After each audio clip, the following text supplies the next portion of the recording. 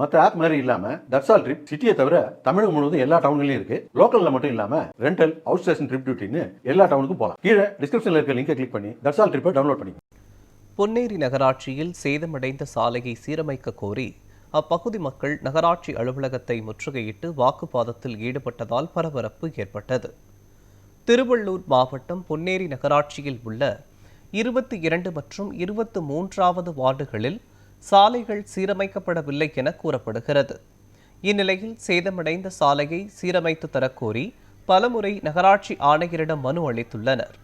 இந்நிலையில் எந்தவிதமான நடவடிக்கையும் எடுக்காத காரணத்தினால் 50க்கும் மேற்பட்ட கிராம மக்கள் நகராட்சி அலுவலகத்தை முற்றுகையிட்டு வாக்குவாதத்தில் ஈடுபட்டதால் பரபரப்பு ஏற்பட்டது.